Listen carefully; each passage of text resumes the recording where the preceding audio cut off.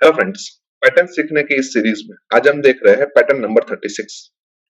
तो उसके लिए सबसे पहले हम CLR SCR स्टेटमेंट लिख देते हैं ताकि हमें कोई प्रीवियस आउटपुट दिखाई ना दे, और लास्ट में हम गेट CH स्टेटमेंट लिख देते हैं। अभी पैटर्न को हम ध्यान से देखें तो उसके अंदर टोटल 9 रोज है और हर एक रो के अंदर हमें different number of star print करवाने हैं।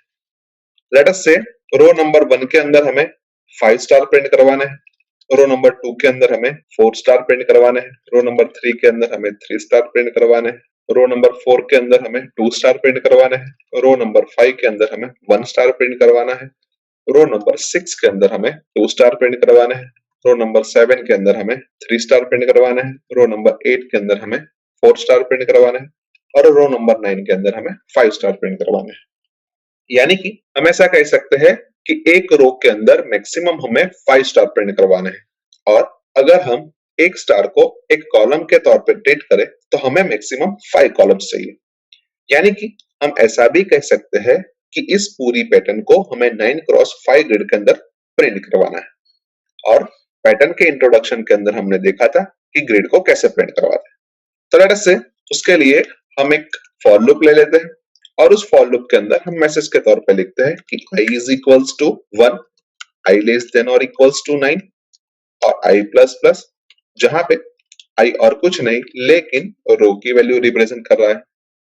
उसके अंदर हम एक और फॉर लूप ले लेते हैं और उस फॉर लूप के अंदर हम मैसेज के तौर पे लिखते हैं कि j is equals to 1, j less than और इक्वल्स टू 5 और j प्लस प्लस, जहां पे j और कुछ नहीं लेकिन कॉलम की वैल्यू रिप्रेजेंट कर रहा है। J वाले फॉर लूप के अंदर हम एक प्रिंटफ स्टेटमेंट लिखते हैं और उस प्रिंटफ स्टेटमेंट के अंदर हम स्टार को प्रिंट करवाते हैं। यानी कि जब i की वैल्यू 1 होगी उस वक्त J का लूप 5 टाइम एग्जीक्यूट होगा और वो हमें 5 टाइम स्टार प्रिंट करके देगा। उसके बाद हमें हमारे कंट्रोल को नई लाइन में ले जाना है, यानी कि फॉर लूप के बाहर हम एक प्रिंटफ स्टेटमेंट लिखते हैं और उस प्रिंटफ स्टेटमेंट के अंदर हम लिखते हैं कि /n, जो हमारा कंट्रोल नई लाइन में लाके देगा। यानी जब i इक्वल्स टू 2 होगा उस वक्त j का लूप फिर से 5 टाइम एग्जीक्यूट होगा और वो हमें फिर से 5 स्टार प्रिंट करके देगा। फिर से 5 स्टार प्रिंट हो जाने के बाद हमारा कंट्रोल फिर से नई लाइन में आ जाएगा। अभी i का लूप 9 टाइम एग्जीक्यूट होता है और अभी हमने देखा कि जब i का लूप एक बार एग्जीक्यूट होता है तो वो हमें 5 स्टार प्रिंट करके देता है।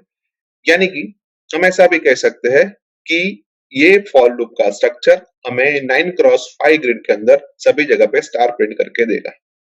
नाउ फॉर लूप के अंदर हमने दो वेरिएबल i एंड j का यूज किया है और वो दोनों वेरिएबल को हम ऊपर डिक्लेयर कर देते हैं। लेट अस से integer i as well as j and then program को टेस्ट कर देते हैं। तो हमें 9x5 ग्रिड के अंदर सभी जगह पे स्टार प्रिंट होके मिल रहा है, जो कि परफेक्टली सही है। पर पैटर्न को हम ध्यान से देखें तो हमें सभी जगह पे स्टार प्रिंट नहीं करवाने, कुछ जगह पे स्पेस भी प्रिंट करवानी है। यानी कि हमें पैटर्न को फिर से एक बार एनालाइज करना पड़ेगा। अभी हमने देखा कि रो की वैल्यू हम i से रिप्रेजेंट कर रहे हैं और कॉलम की वैल्यू हम j से रिप्रेजेंट कर रहे हैं, और हर एक i की कुछ j की वैल्यू के लिए हमें स्टार प्रिंट करवाना है तो कुछ j की वैल्यू के लिए हमें स्पेस प्रिंट करवानी है। तो लेट अस से हम चेक कर लेते हैं कि कौन सी j की वैल्यू के लिए हमें स्पेस प्रिंट करवानी है और कौन सी j की वैल्यू के लिए हमें स्टार प्रिंट करवाना है। तो जब i इज इक्वल्स टू 1 हो उस वक्त j की वैल्यू 1, 2, 3, 4 एंड 5 हो तब हमें स्टार प्रिंट करवाना है, अदरवाइज हमें स्पेस प्रिंट करवानी है। i की वैल्यू 2 हो उस वक्त j की वैल्यू 1, 2, 3 एंड 4 के लिए हमें स्टार प्रिंट करवाना है, अदरवाइज हमें स्पेस प्रिंट करवानी है। i की वैल्यू 3 के लिए j की वैल्यू 1, 2 एंड 3 के लिए हमें स्टार प्रिंट करवाना है, अदरवाइज हमें स्पेस प्रिंट करवानी है।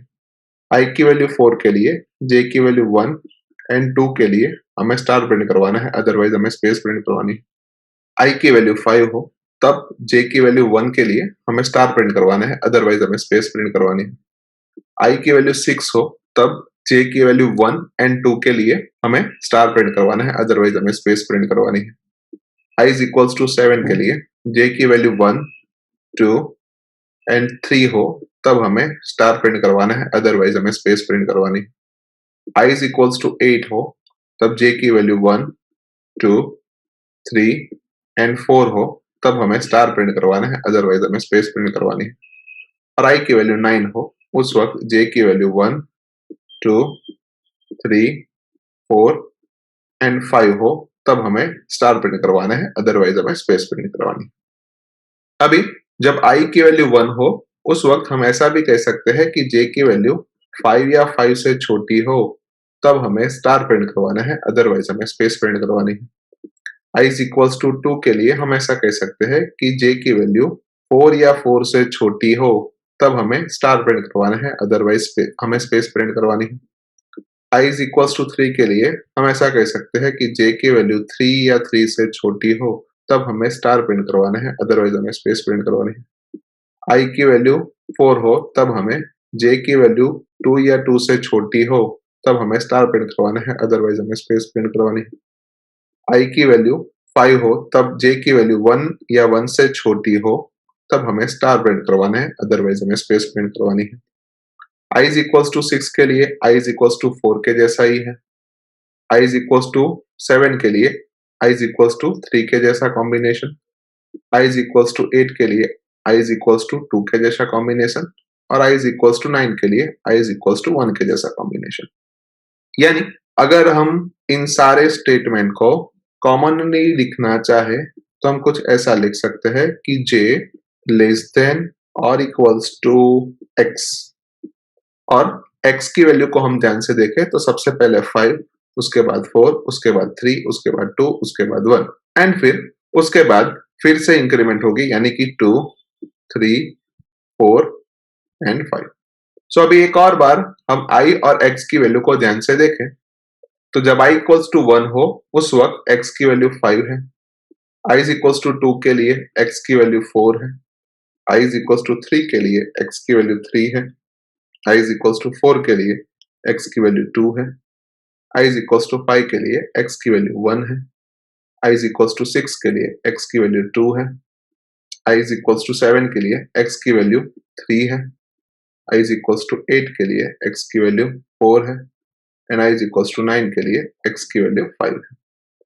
सो अभी हम i और x का एडिशन करें तो फर्स्ट केस में 1 प्लस 5 6 होगा, सेकेंड केस में 2 प्लस 4 6 होगा, थर्ड केस में 3 प्लस 3 6 होगा, फोर्थ केस में 4 प्लस 2 6 होगा और फिफ्थ केस में 5 प्लस 1 6 होगा। उसके बाद 6 केस में 6 प्लस 2 8 होगा, 7 प्लस 3 10 होगा, 8 प्लस 4 12 होगा और 9 प्लस 4 14 होगा। यानी कि हम ऐसा कह सकते हैं कि जब i की वैल्यू 5 या 5 से छोटी हो तब तक ही ये कॉम्बिनेशन चलता है।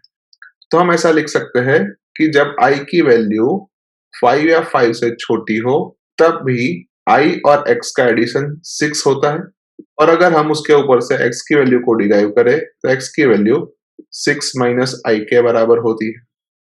अभी जब i की वैल्यू 5 से ज्यादा हो उस वक्त हम i और x का डिडक्शन करें तो 6 माइनस 2 4 होता है, 7 माइनस 3 4 होता है, 8 माइनस 4 4 होता है और 9 माइनस 5 भी 4 होता है।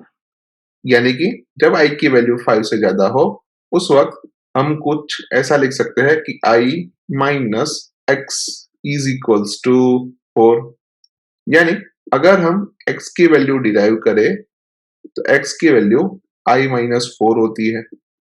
अभी हमने प्रोग्राम के अंदर दो फॉर लूप लिखे थे, जिसमें से पहला फॉर लूप i यानी कि रो के लिए था और दूसरा फॉर लूप j यानी कि कॉलम के लिए था।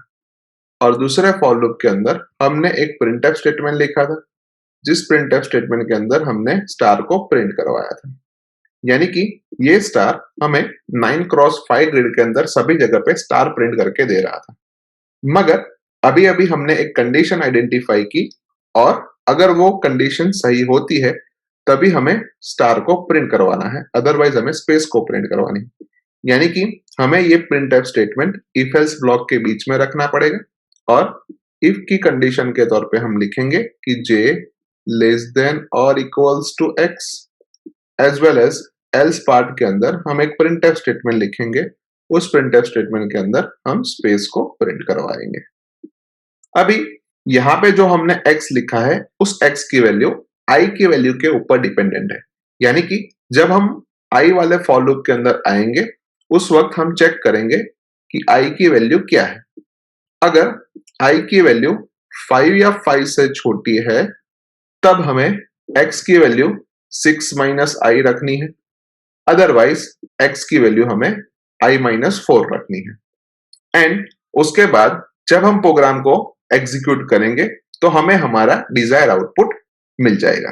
तो लेट अस से हम उसको भी एक बार टेस्ट करके देख लेते हैं। सो अभी हमने देखा कि जे वाले फॉर लूप के अंदर जो प्रिंटफ स्टेटमेंट लिखा है उस प्रिंटफ स्टेटमेंट को हमें इफ एल्स ब्लॉक के बीच में रखना है और एल्स पार्ट के अंदर हमें एक प्रिंटफ स्टेटमेंट लिखना है जिस प्रिंटफ स्टेटमेंट के अंदर हमें स्पेस को प्रिंट करवाना है। उसके साथ साथ इफ की कंडीशन के तौर पे हमें रखना है कि j लेस देन और इक्वल्स टू x और ये x की वैल्यू i की वैल्यू के ऊपर डिपेंडेंट है। यानी कि जब i वाले लूप के अंदर हम एंटर होते हैं उस वक्त हम एक और इफ एल्स स्टेटमेंट लिखेंगे और उसके कंडीशन के तौर पे हम लिखेंगे कि i लेस देन और इक्वल्स टू 5 हो तब हमें x की वैल्यू 6 माइनस आई रखनी है, अदरवाइज x की वैल्यू i माइनस 4 रखनी है।